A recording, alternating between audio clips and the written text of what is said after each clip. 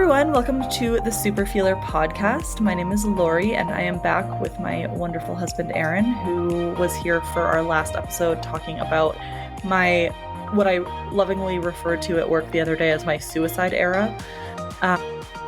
Aaron's like, it's not funny. But so we had our last episode talking about kind of the situations leading up to this crisis situation.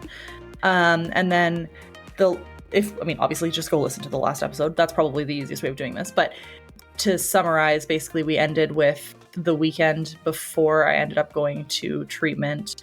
We were trying to decide whether or not I would go to the hospital, knowing that active suicidality was an exclusion criteria for the treatment center I was trying to get into, but also that the hospitals might be able to get me in faster. So we were very much confused about what to do. So took an Ativan, fell asleep finally after days and days and days of not sleeping properly, at the very least, like getting a couple hours at most.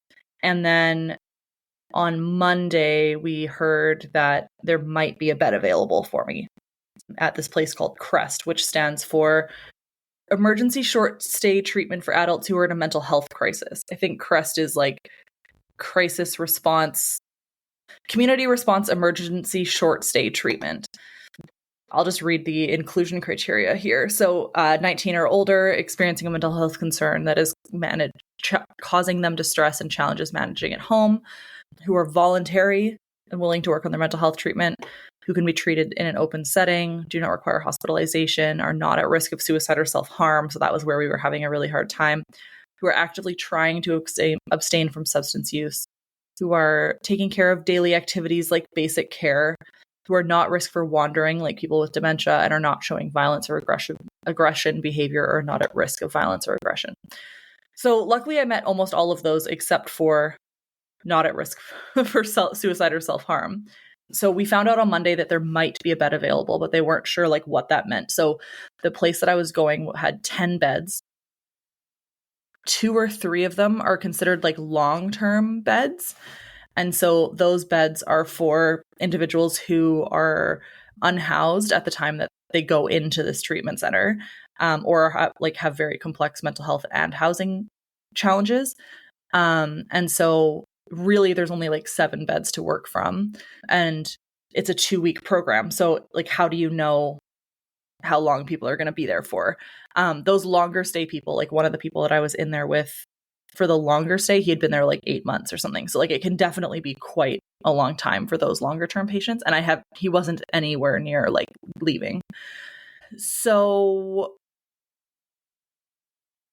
we get this call and I'm like, okay, I need to like tell work that I might just be like disappearing. Because basically what happens is once you get this call, once you get the call that says like, we have a bed available for you, you have to be there like that day before 4 p.m. and you don't have a choice. So, I mean, obviously it's voluntary, but like you will lose your bed if you don't go at the time. So we knew that there was a bed available, but the hospital gets priority for beds. So basically what happens is that the bed is held for anybody needing it from hospital directly for like, I think it's 24 hours, and then the bed becomes available. So it was a waiting game for like 3 days trying to figure out like, are we going to get this bed? Or are we not going to get this bed? Which was super interesting. Hospital right now, if that bed is being held for someone from the hospital. Yeah. Or do we even tell my doctor that I'm actively suicidal still? Because is that going to change the referral form? Like, who knows, right?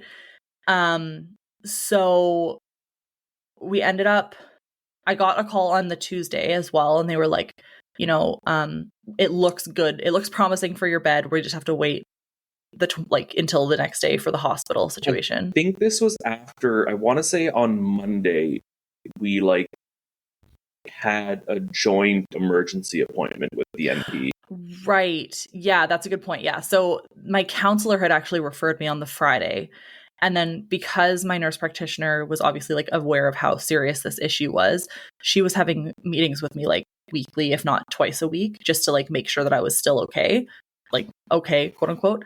And so I had booked an appointment with her for the Friday morning, and it was going to be just like a phone call, and then we ended up having to change it to be like in person, and Erin came, and we were there before opening hours, so she could tell that like this is like no joke, like you need to go now. And that's where we kind of got a little bit of intel about the like waitlist situation. But of course, because they don't know who's like, going to be in hospital that day, there's nothing they can really like do to guarantee anything. Yeah, but you know, we were sitting there and she was making calls to A, figure it out, and B, try to get you in faster. Yeah, she is truly incredible. Like, there is no, like, this woman needs to win an award. She's incredible. So Tuesday, they're like, I think it was like by 2 p.m. the next day, you're going to find out whether or not you get the bed, because that's when like the hospital like referral pathway ends or whatever. And I was like, oh, okay, well, I have an in-person meeting at work that day. Should I be going to the office? And they were like, not really. Like, you know, it turned out after the fact that like I was the only person in CRESST that was like working anywhere near full time, if at all. So like now I understand why they were kind of confused by that question, because like the clientele don't normally have jobs. And so I was like, okay, well, I'm going to go into the office anyways, if it's not a guarantee. And then like, it'll take me an hour and a half to get home from the office once you call me. And they're like, okay, like I wouldn't recommend that, but whatever. Anyways, I went anyways. And I get the call at like noon. And we had expected the call to come in later than that. So I was like, okay, yeah, I'll leave right now. I had already packed my bags, so that was handy. And then it takes like an hour and a half to get home, or like to the location. Erin met me there with my bags, and then because I wasn't allowed to bring a car or anything. And they said that they didn't recommend people, spouses or partners, like come to intake with people, which I don't know if I agree with. Like I feel like it could be really helpful for people to have their like support system understand the rules and like be able to answer questions, because it was a nerve-wracking experience to get there. But at the same time, I wonder if part of it is like they need to know everything, and right, if there are other people there, you might not say everything that they need to know. Yeah, true. So anyways, I show up with my bags, and I'm like, oh my God, like, what am I doing? Like, this is the first time I've ever been in treatment in person, full on like overnight program. I just left work in the middle of the day. Obviously, my team is like incredible at work, and like they were super supportive of it, and like it wasn't a problem at all. They were basically like, don't worry, we'll figure it out. Like, just go. They offered to visit me. I did say no, like, please don't visit me. Not because I don't absolutely adore them, but I just needed like to not think about work for a bit. And I had initially, considering you tried to bring your laptop with you, you were like, yeah, oh, should I bring it? Maybe bring it to me in a couple days. It's a bit of a negotiation. So I like wanted to bring all my work stuff with me. And I had even asked the people at CRESST on the phone, is this something that I can do? And they're like, we like definitely don't recommend that. And I was like, okay, well, like I feel like I'm probably not going to need the 2 weeks anyways, like maybe just like a day or like a couple days. Like, and then Erin was like, well, I'm not letting you have your laptop, so like I could bring it to you in a couple of days, but you're not going to have it between now and then. You did bring me an iPad with like Netflix shows downloaded, but I ended up not watching Netflix the whole time I was there. And by like day 2, I was like, oh my God, I can't believe that I thought I was going to work while I was here. I don't think I realized like how much I needed to not work, which was a good realization. And how much like other things, like there are things to do, and then when you're not doing things, some downtime is good. Yeah, like it was so important. And like the irony of like most of my childhood trauma coming from like workaholic parent, and the fact that even though I'm very cognizant of that, I still have those tendencies and I have to like actively avoid them. it was hard for me to be like, yeah, I'm just going to stop working for 2 weeks. Especially because I think that was when you were launching the podcast too. I was launching the podcast that week. Or week 2, I was launching the podcast. So I was like, are you fucking kidding me? Like I have a lot of stuff to do. Like I had this, like these big visions for the podcast launch and like all the stuff I was going to do, which I ended up not really being able to do. Like I was still able to launch it while I was there because I had like pre-recorded content and stuff. But I definitely wasn't able to like go live and like do all this fun stuff. Live from CRESST. Right. So that's the other thing. So obviously, like, I'm really open about my mental health journey. Sometimes I'm cognizant of not being as open about it in the exact moment. So, like, things will be a little bit delayed just because it's not a great look to just be constantly up and down on social media. Like, it's, there's something about being a little bit past the point of crisis to be able to post. So I had, like, indicated that I wasn't doing super well. I had recorded with my dad the first episode of the podcast already where I did tell him that I was having some suicidal challenges. So, like, it wasn't a secret necessarily. But then my dad and my stepmom went to Scotland. The day that I got into CRESST, they went to Scotland. And I know my dad well enough. My dad is a super feeler. He would spend the entire trip worrying about me. Even though CRESST was realistically the best place he could have been at the time. 100%. But we basically were like, we're just not going to say anything publicly until my dad gets back. Yeah, it was the safest place for me to be, but also there's a level of like, wow, this must be really bad and I should be worried. Exactly. If like she's gone to this. Yeah, like there's no way that she would be at this place if it weren't like the most serious crisis that we've had in a very, very long time, if ever. So we didn't say anything publicly. We told a few friends, which ended up being absolutely hysterical because we have like a group chat. So we were supposed to go to our friend's house on Salt Spring Island the second weekend that I was going to be there. And so that's like a 2.5 hour trip there, maybe 3 hours like each way. And we were going to go there and like it was going to be really fun. We were really looking forward to it. So week 1, I was like, oh, I'll probably just like leave early and get out of here on time to like go visit them. And then we realized like pretty soon after I was there, like day 3, 4, oh, this is unlikely that like I'm going to be able to visit. So I did tell them, hey, like just, or I think maybe you were doing most of the communicating with people just because I was trying not to be on my phone very often. Just a heads up, Lori's in this treatment center. It's possible that we're not going to be able to come to visit. And I had said like, you can totally go without me. And you were like, nah. Yeah, so anyways, we didn't end up going. The other thing that was very interesting is day 1 and day 14, I threw up. And I think like part of it was like I ate too much because I was stressed, but it was very weird because like it was coincidentally like the first day that I was there when I was the most nervous and the last day that I was there when I was the most nervous. And I've never thrown up from nerves before, but it was like definitely not a coincidence, I think, that I was like so physically ill day 1 and day 14, which was really shitty because like I already have a thing about throwing up. Like I do not enjoy it. And then to be in a place that you don't know by yourself, cold on like a shared bathroom floor, not the funnest place to puke. And I also have a bit of a germ thing. So like puking in a toilet that like other people use like is not a pleasant thought for me. Yeah, I think that'd be pretty shitty on the best of days. Yeah, it was not great. So when we were telling our friends, I was like pretty strategic about who I was telling because I didn't want everybody to know. So obviously like my coworkers knew, the people that we were going to go visit knew, my best friend knew because she lives really close. And I was like, if I need anything or if Erin needs anything with the cats, like she can help out. And then we have like a group chat with like my best friend, the people that we were visiting, and our other friend, and Erin and me. So I guess Erin posted, what did you say? You had like texted him?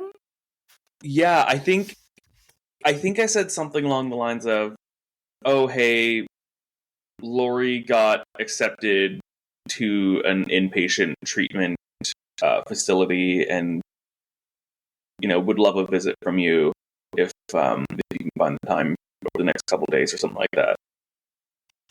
Yeah, so that was like a private message, I think. And then he goes in our group chat and is like, LOL, finally put you in the loony bin. Checks out. It's about time. Like, I bet you're in a straitjacket right now. Blah, blah, blah. And I was like, haha, yeah, it is about time. Like, just kind of like joking around. Like, I don't know. Like, it's how we communicate. Like, we're always like razzing on each other. Like, it's just like a thing that we do. And so anyways, I didn't think anything of it because I was like, this guy is just like making fun of me because I'm crazy. Like, whatever, it's fine. So then a couple days later, he comes and visits. And we go out for dinner. Me, my best friend, this guy, Aaron, me, go out for dinner or lunch or something because I had passes at this point. And so for context, I also have a heart condition, which we found out about in January of last year. So of like 2024, we found out. So I've also been like in the midst of all of this like mental health stuff, I've also been like dealing with this heart condition this whole year. And it's been like a bit of a clusterfuck. So we're at dinner and I'm starting to talk about like, yeah, so this guy goes like, so like what led you to like going to this place? And I'm like, well, like I was trying to kill myself and like I just like couldn't stop trying. I had all of these plans and like I had all this like detail planned out and like I had recorded my suicide note and all this stuff. And as I'm talking, his face is like, oh my God, fuck. And I was like, why is he looking at me so weird? Well, it turns out he thought that when Erin said she'd been accepted into a treatment program or an inpatient program, that he meant to monitor my heart. And so he was making all these jokes about how I was in the loony bin and how I was like trying to kill myself or whatever, joking around, not having any idea that it was actually about my mental health. So then he starts realizing as I'm having this conversation and we're at this like nice restaurant and he's like mortified that this happened. And it was freaking hilarious. Like I'll never let him live that down in my entire life. Yeah, you could see him getting flashbacks about all the shit he was saying in the group chat. Yeah. But then the funny thing is like we like joke about it a lot now. But then he's like, but to be honest, like had I known, I probably still would have said all that shit. So like, yeah, he might have doubled down even. It was so funny. Yeah, anyways, it was hilarious. And the other thing that was just like, I'm kind of bouncing all over the place here. If only I edited better, I could probably make this a little bit more cohesive. But before I went in, I was really nervous too, because I'd never been to a program like this. So I posted on my Instagram and said, like, has anybody been to this program? Like, does anybody have any feedback about it? And thankfully, like, a bunch of people had reached out. I mean, considering it's a 10-bed program, there is one in a local town that I think is maybe like 15 beds. Don't quote me. So like there's a couple of them. But like quite a few people reached out and said that either they'd been, friends had been, or family members had been, and they all had like beautiful things to say about this place. And I was like, okay, this makes me feel so much better. And once I got there and like went through the first 24 hours of just kind of being in like a dazed and like nervous and lonely, and nobody talked to each other when I first got there. Like we would all sit at the table and eat together and it was just like silence and it was really awkward and I just felt like really not in my element. Once I got a couple of days in, I was like, okay, I need to be here so bad. There was like no question that this was the right decision for me. And I think part of that was not working. Which is funny because I love my job. Like, it's not that my job is bad or my team is bad or anything like that. Like, I absolutely adore my job. But it's just like the sheer quantity of work, I think, was the problem. Yeah, and I think you were kind of also using your work as a crutch. Yeah. So to be able to, separate yourself from that. Yeah, because I work from home, right? So it's hard, which I'm very thankful to work from home, but it is hard to separate like real life from work when you work from home. And because I was going through these manic phases, I was working until like 4 o'clock in the morning because I was like, well, I'm just being really productive. Like, whatever, it's great. This is awesome. And it was not awesome, turns out. And one thing that this place CRESST really, really heavily focuses on is routine. And they're doing med management at the same time. So basically, like, the day-to-day looks like you get up at the same time every day, which when I was doing the intake, I was like, we have to get up at 8 o'clock every day. You had to like be out. Was it 8 or 9? I think it was 8. You had to be like out of bed, dressed by 8 o'clock and have breakfast with everyone. And I was like, this is bullshit. I was like, I don't, like, what? I thought this was supposed to be like relaxing for me. And they were like, well, like, if you ever end up in the workforce or like you ever go back to school, like, you're going to need to be able to have a routine. And I was like, bitch, I do have a routine. I go to work every day. I'm here to not go to work. I was like, this is not fair. I want to sleep in until noon. Are you freaking kidding me? In hindsight, I do not regret the routine thing at all. It was incredibly beneficial for me. But I just thought it was so funny that she was like, if you ever enter the workforce. And I was like, ma'am, please. So you had to get up at 8, and then they will bang on your door if you don't get up at 8. Like, they were not joking. And then have breakfast. There were like groups. This program was wonderful in a lot of ways, but it was also kind of just like babysitting also. There were 2 or 3 staff on at a time. So there was a nurse, a mental health worker for sure at a time. And they like didn't really run groups. Like, they said that they ran groups like 3 times a day, but the groups were watching a 5-minute YouTube video or like doing like a 5-minute YouTube stretch video. They would just be like, okay, it's time for you guys to do art, but there was like no real direction. There was like a couple of staff that were a little bit better than others about that, but like it was truly like we were kind of left to our own devices. So then I had a really hard time not being like trying to just run groups myself, because I know full well that I could run groups better than the people that were running this place. But I was also there to like not be working. So even my counselor was like, Lori, do not start running groups on your own. And I was like, but I want to. She's like, I don't care if you want to. That is not what this is about. You're not allowed to start running groups. You're not allowed to start developing resources for people, which I ended up doing anyways. So I developed a bunch of resources because I was getting frustrated with like the lack of resources. And people were coming to me asking for help with their homework that they had been given by the psychiatrist or the mental health workers. And the mental health workers were like, I'm not going to help you. To like people, they were just like, well, no, like, you know, this is a boundary. You need to just do your own homework.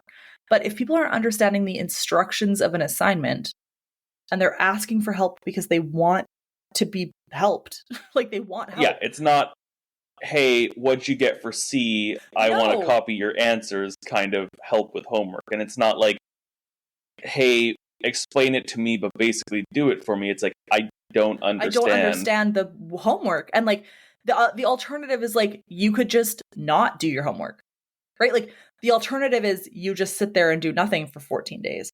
But there were people that like actively wanted to get better and weren't provided support to do so, which was very frustrating. Obviously, I only have one side of the story, but I was kind of the person that people were coming to get support. And like, fair enough.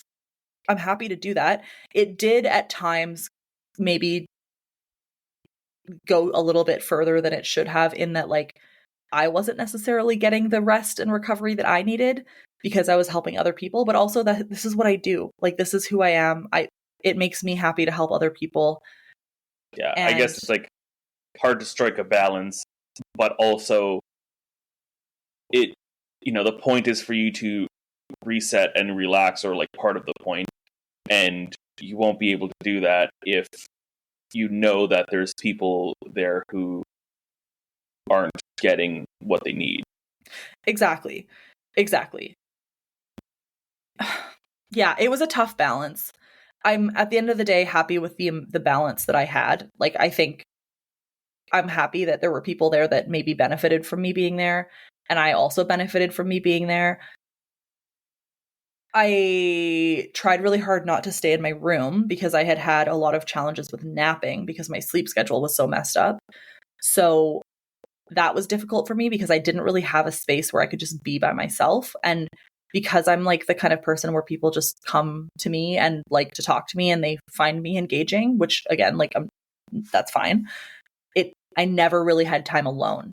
Like it was kind of like constant conversation, and like so I had to make some boundaries around like I'm just going to put my headphones in and like go sit out here by myself, or like I'm going to go read now, which was nice. Also, so basically yeah, so in the morning they like in theory ran groups, but they didn't really 90% of the time. And then we'd have lunch, and then depending on who was there, like if the peer support worker was there, we'd go on a walk to 7-Eleven, which was the best, honestly. Can't believe how much I love 7-Eleven. It was like the most fun time of the day. And then we would have lunch, dinner, and then have to go to bed by 10. So you had to have your meds taken by 10. And then I think you had to be asleep by 11 maybe, but like you had to be like in bed by 10. And the first couple days I tried to like stretch that a little bit, and then they come after you and they're like, Lori, you haven't taken your meds. Like you need to go to bed now. And honestly, it was so nice to have such a strict routine. I hate to say that, but I loved it. By like day 4, 5, I was like, this is life-changing. And I developed this resource for myself and also gave it to the CRESST staff for like routine building, because the resources they had were not helpful, in my opinion, or anybody else's opinion. So anyways, I developed a resource. I'll put it on Patreon. I'll probably put it up for free just so people can use it if they want.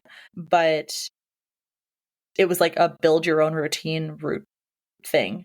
And in fairness, I came home with really good intentions to like print it and get it laminated and like write on it every day, and I haven't. But I did do a really good job of maintaining my routine for quite a while. And I also was worried about like, do I have the ability to have a flexible routine, or like, do I have to stick to this like 100,000%? And one of the nurses was like, no, you can of course, like, you know, I was like, I'm going on vacation in October and like, I want to be able to stay up. And she was like, yeah, that's part of just like real life. So I'm not as good about it as I should be anymore, but I definitely found that like having the routine made a huge difference. The main part of my routine, honestly, that made a big difference is not being allowed to be on my computer after 9, because I can stay up all night if I'm on my computer doing stuff. And like between working and the podcast, and I do some consulting and just like answering like the million Instagram messages I get every day, it is a lot, and I will never. You could just keep going forever. Oh, it's never ending. Yeah, like I will never be caught up on my messages. I will never be caught up on my emails. I will never be caught up on my work.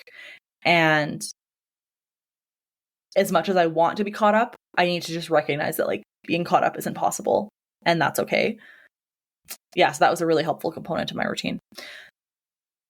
They also, at the end, let me go to my yoga classes every night, which was nice. So basically they were giving me more passes, I think, than a lot of people were getting, just because they knew I wasn't a risk. And it was part of getting back into my regular routine was transitioning into going to my yoga classes in the evening. So I'm thankful that they were flexible about that. And I'm really thankful for Aaron, who visited me every day until I asked him, like I said, I just need time alone for a bit, which was nothing against you. It was just like being around people for 14 days straight is a lot. Especially when you weren't like, when you were struggling to be able to get time alone there anyways. Yeah, totally. I was like, look, like I love you so much. I appreciate you visiting me every day, but I want to not talk to people. And like you scheduled so many like things for like every time I had a pass, basically I was like, somebody was willing to come hang out with me, which was amazing. But yeah, there were a couple times where I was like, I just don't even want to use my passes today.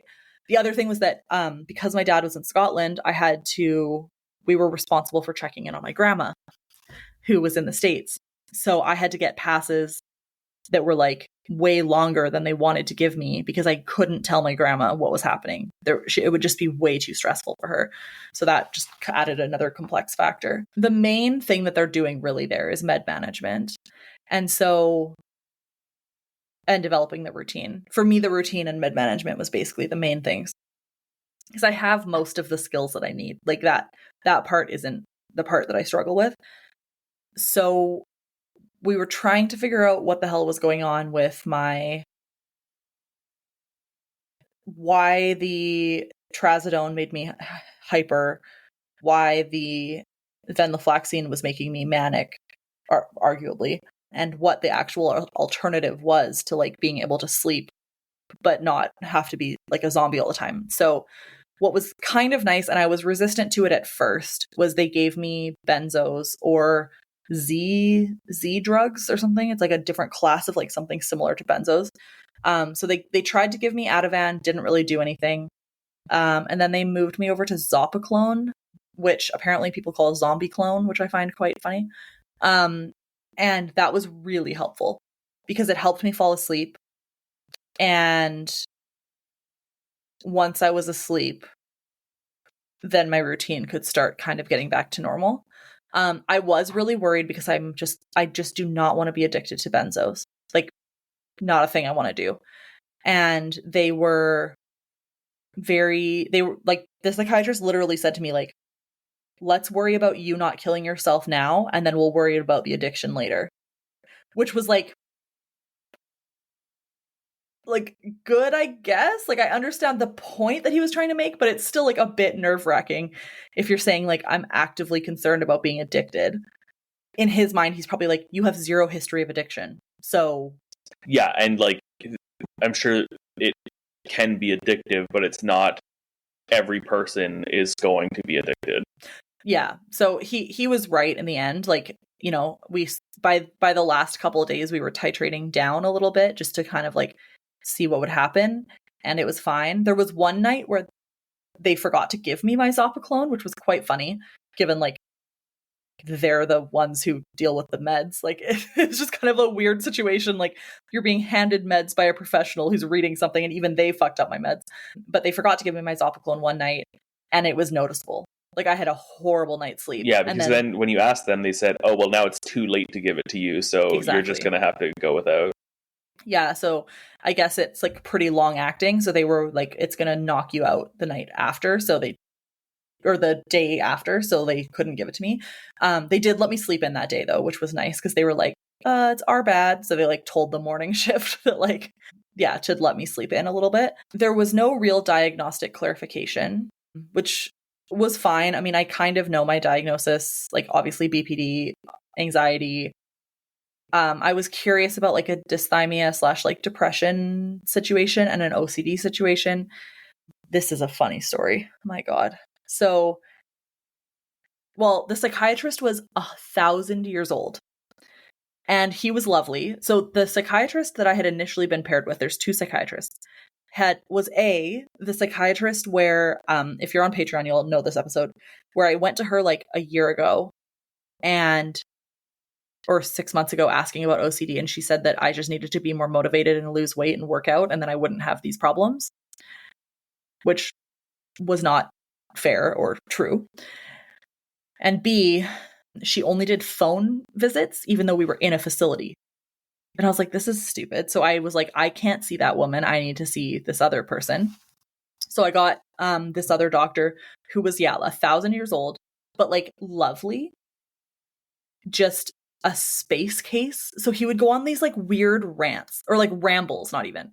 So like you had to just like learn his style. So he would be like, so you need a pass to Bellingham. My best friend and I, him and I love going to this Chinese restaurant called, I can't remember what it's called now, Magical Chinese, let's call it. We love going to this Chinese restaurant called Magical Chinese. We go there and then we go to Target. And when it's a buffet. So then when we go to Target, we always binge eat at the Magical Buffet. And then we don't need to eat anymore for the rest of the day. He's a good friend of mine. And I'm not joking how slowly this man talked. I have I think it's available for free on Patreon. I think so. Every night I journaled, like 1,000-word journals every night, and I would write down his like weird rambles all the time. Because they were so funny, and you were like, is this is this what you're supposed to be doing? Like, are we supposed to be talking about my mental health, or you're binge eating at this Chinese buffet?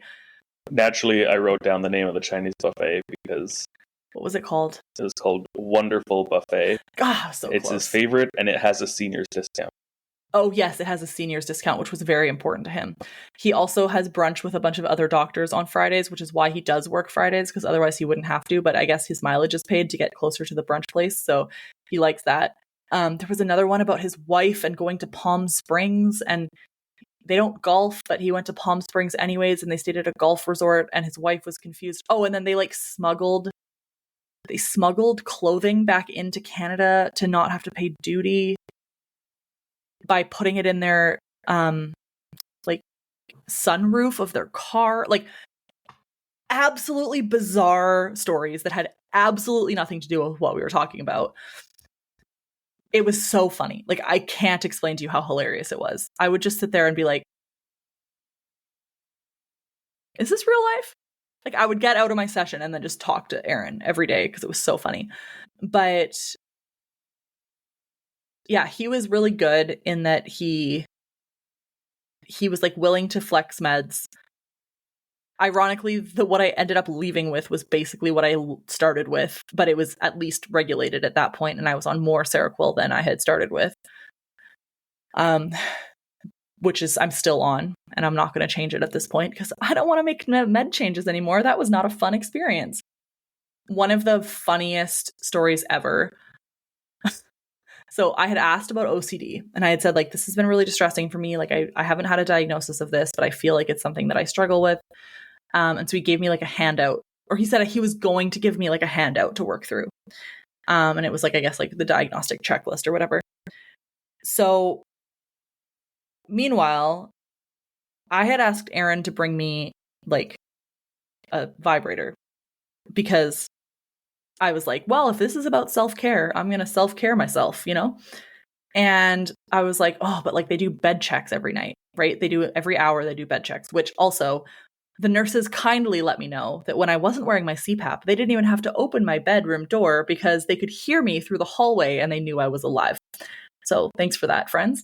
I was a lot more cognizant of using my CPAP after that. But so I decided that it would maybe be better to take care of my self-care, quote unquote, needs in the afternoon when they were not going to be doing bed checks. So I get down to business and I'm doing my thing, and one of the nurses knocks on my door. And I'm like, hey, just give me 5 minutes. I'll come out in a second. Because they were on people about being in their rooms too much, and they knew I was trying not to nap. So I figured they were just trying to come in to say hey, get out of bed. You need to go do something. And I'm like, hey, yeah, I'll just be out in a couple minutes. And she comes in. And I'm like, what the fuck? So I try and turn this vibrator off, but I hit the wrong button because it was not the vibrator I usually use. So I hit the wrong button. So instead of turning off, it's going from bzzz, maybe I should get closer for this, bzzz, to, and then I'm like, oh my God, this is mortifying. So I'm trying to press buttons frantically to try and turn it off. And then it's going do, do, do, or bzz, bzz, bzz, bzz, bzz, bzz, bzz, bzz, changing fucking frequency of the pattern the entire time. And then this woman sits down in my room, obviously knows what's happening. There's no way she doesn't know what's happening. And I can't get the stupid thing off. So I'm laying in bed with the thing off the side of the bed, trying to make it as quiet as possible, trying frantically to turn it off, can't get it off. She sits down and goes so the doctor wanted me to give you this checklist. Ma'am, are you fucking kidding me? You want me, this is what you wanted to talk about, is just slide it under the door. Slide it under the door. Give it to me in 5 minutes when I come outside. Are you serious? If I understand that maybe if I say, hey, sorry, I need a couple more minutes, they have to just double check I'm not actively doing drugs or something. Fair enough. Open the door, realize I'm not actively doing drugs, get the fuck out and let me do my business.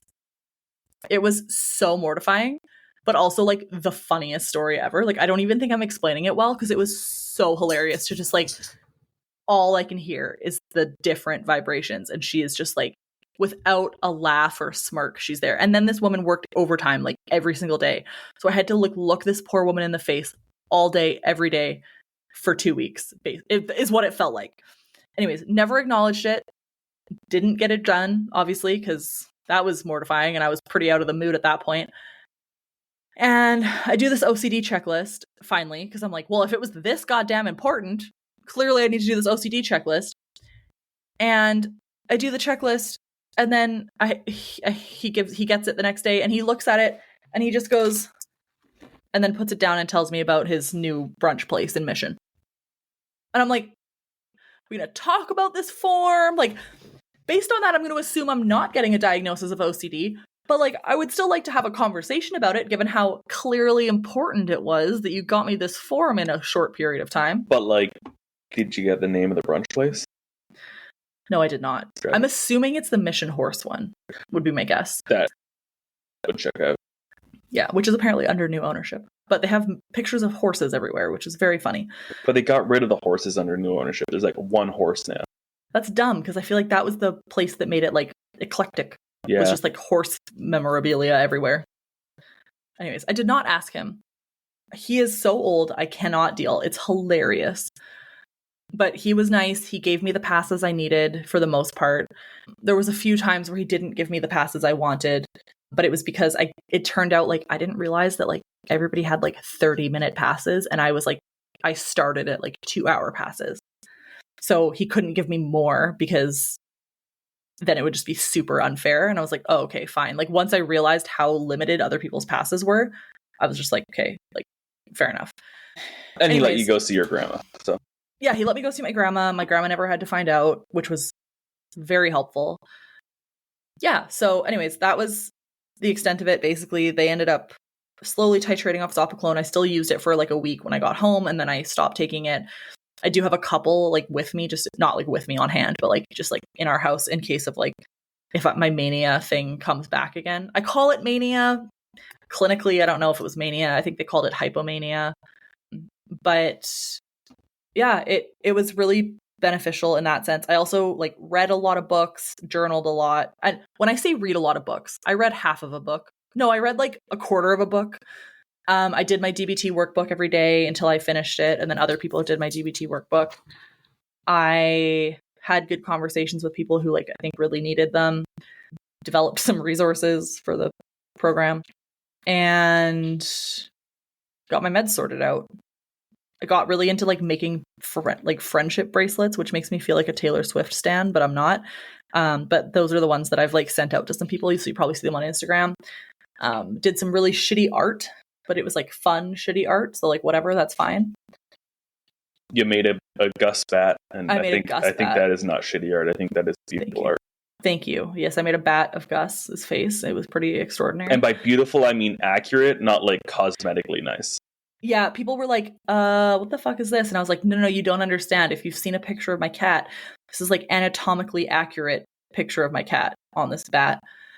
There was also a really funny moment where I was talking to the social worker, and she was like, okay, so like, I'm just like gathering based on the answers to your questions that you're not in need of like kind of classic social work support. Like you have a job, you have housing. And I was like, yeah. And then she was like, oh, like I see you have borderline personality disorder. Like, you know, how do you like, do you need any resources for that? And I was like, no, like I'm all right. Like I'm pretty familiar with like the resources. Like I'm pretty involved in the BPD community. And she was like, oh, okay. Well, have you heard of the Borderline Personality Disorder? Have you heard of the Borderline Personality Disorder Society of British Columbia? And I was like, yeah, I'm on their board. And she was like, oh, she's like, have you heard of like the Sash Bear Foundation? And I was like, yeah, I'm like the host of their fundraising walk every year. She's like, oh, okay. Have you like done DBT before? And I was like, yeah, I have a DBT book right here. And I like pull it out like of my backpack or whatever. She was like, what the fuck? Who is this person? And then I was like, yeah, the author gave it to me. Like she like mailed me a copy, and it's a really great book if you want to take a look at it. So meanwhile, I sold like 5 copies of this book because the social worker wanted one, 3 of the clients wanted one, and one of the other staff wanted one. And it's like, yeah, like, yeah, I know the author. I had a good conversation with her. Like, have you heard about this person? Yeah, I could text him right now if you wanted me. It was just like so funny. She was Very like blown away. reminiscent of your hospital visit that we talked about in the True. last episode, where they're like, We yeah, can't do but anything. like, you kind of know all the resources, so good luck, have fun. Truly. I was like, I wasn't trying to like be a bitch about it, but it was kind of when I was like, oh yeah, no, I'm like pretty involved in the BPD community. You could tell she like didn't know what that meant / didn't believe me. And it was like, no, I'm like a central part of the BPD community in this province. Like, don't worry. I know the resources. Like, would you like me to call them for you? So then I ended up she asked me for resources. And so I ended up giving her like our like the super feeler stuff, like the peer support and the podcast and like all this like resource handout that I have that's like a more local resource handout. So I ended up giving her that. And then she emailed me after I left CRESST and said, like, just so you know, like I have that posted all over the sites now, and like we're using your resource that you created around routine building and like blah blah blah. It was just like so funny. I was like, That's very nice. It is nice, but it was just like classic. Like the irony that you can still be in crisis and be this connected and supported and like know so much about what you're dealing with is frustrating and funny at the same time. Anyways, so 14 days went by, and a couple days before I was going to be discharged, I talked to my boss and I was like, I can't believe how much I needed time off. Like, I really appreciate you making time, because I was relatively new. I had just finished my 6-month probation at my work when this all went down. And she was like, don't worry about it. We'll figure it out. My like coworkers were texting me throughout and like, I hope if they're not treating you well, you let me know and I'll come break you out of there. Like, I love you so much. Just like, let me know. And they're just incredible human beings. And I was going to be discharged, I think on a Wednesday. And I said to my boss, like, I don't think I can come back on Thursday. Like, I'm sorry. I thought I could, but I just actually can't. So I ended up taking a couple extra days off to just be able to like settle. But then I ended up getting like a horrible gastro infection of some sort.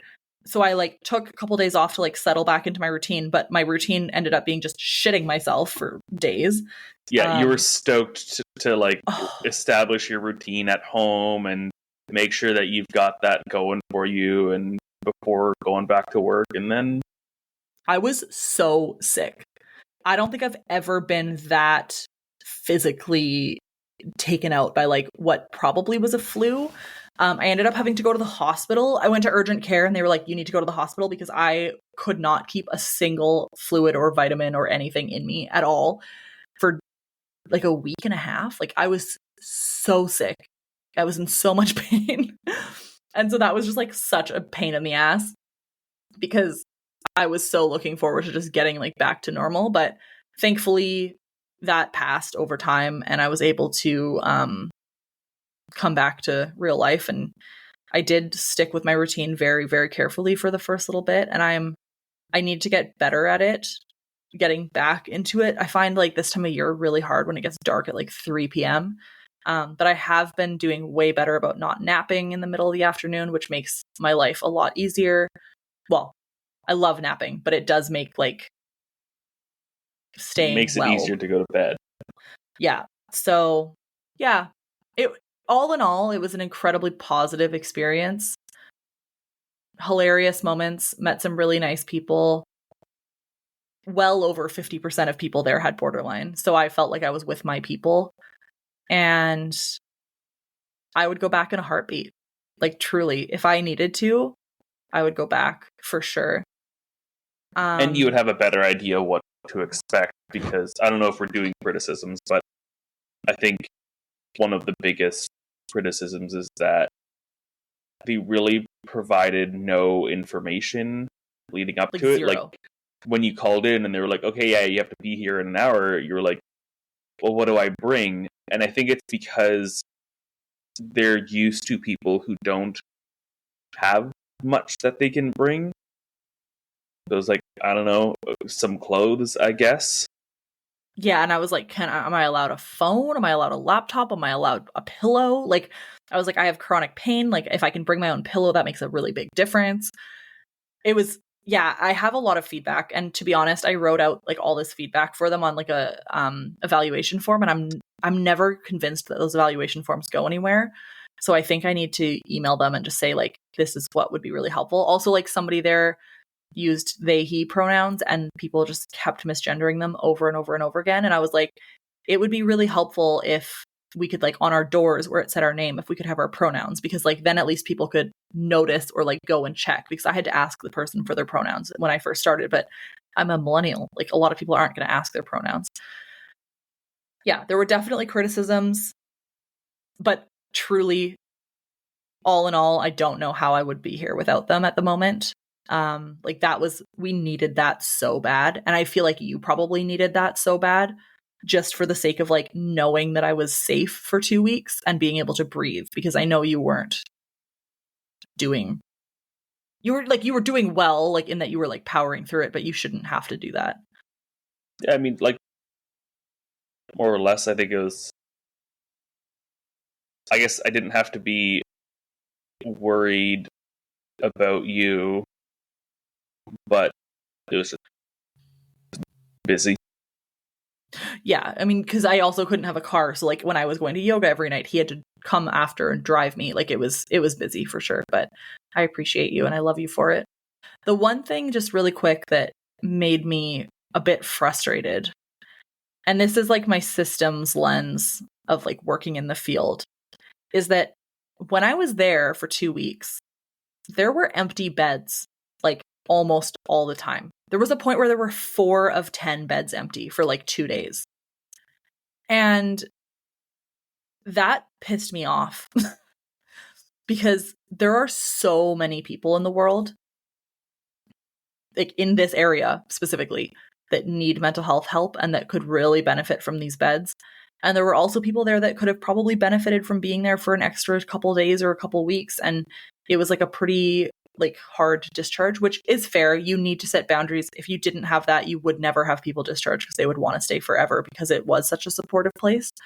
But to have so many empty beds just sitting there, knowing that like there's so many people that don't have a place to sleep tonight or like are struggling at home alone and like not getting the referral that they need, or they're on a wait list for another treatment center and this could be the place that like helps them stay safe until they get there.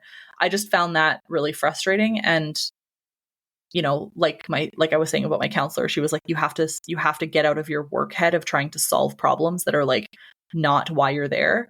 But I would love to, if they had like a patient partner program or something, to like provide them some of this feedback in a more formalized way to make sure that they actually do something about it, because there were parts that weren't ideal. But there's parts of every situation that's not ideal. So like again, I'm not trying to critique it in a way that people shouldn't go there. I think you should absolutely go there. I hope that this raises awareness of the fact that this resource even exists, because a lot of people don't know about it.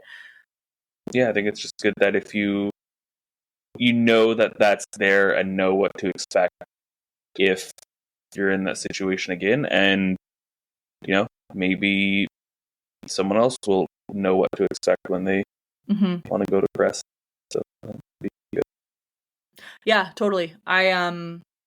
I do really want to reach out to them and offer to work with them to build like a what to expect document, because there's documents like that for other treatment centers, like Redfish, Heartwood. Those treatment centers have like a what to expect document or like a welcome video, and that would make such a big difference for people. And like photos or something, because we were scouring through the 3 Google reviews that were online to try to get some glimpse, so that it's just more comforting to have a visual idea of what you're walking into. Yeah, I had no, like, is it going to be like a sterile environment? Like, is it going to be a house environment?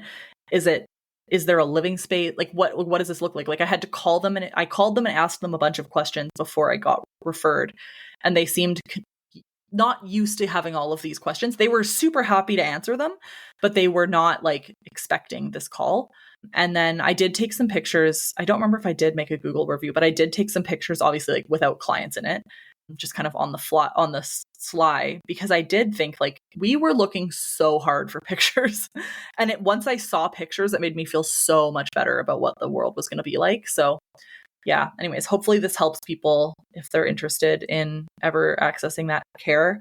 I believe that there's one in Surrey, one in Abbotsford, and one in New Westminster. If you live in British Columbia, that'll mean something to you. And I am also happy if there's other services that seem similar to this elsewhere in the world. If you know of any, feel free to let me know, and I can always put them on some sort of a resource list that I'm building kind of on the back end. So anyways, I'm alive. I'm happy to be alive. I'm here. My routine is mostly normal. My meds are sorted. And I appreciate you, Erin. Thank you so much for tuning in to this episode of the Superfeeler podcast. Today's episode was recorded on the unceded and traditional territory of the Matsqui and Sumas First Nations. If you enjoyed today's episode, don't forget to subscribe, rate, and leave a review on your favorite podcast platform. Your feedback helps me reach more listeners like you, and we're always looking for improving the podcast. Remember, you can always stay connected with me on social media. You can follow us. The show notes will have all of the details for Instagram profiles. If you want to support the podcast and help me continue to bring great content, please consider joining the Superfeeler community on Patreon. Your support really means the world to me, and there's a variety of different options for support, including some free ones. For all information about the Superfeelers Club, which is the peer support that we run, including upcoming events and resources, head over to Eventbrite or laurieevanson.com for more information. And if you have a topic that you want me to cover or a guest you'd love to hear from, please send me the suggestions. Always happy to hear them. Until next time, keep on superfeeling and living authentically. This is Laurie signing off of the Superfeeler podcast.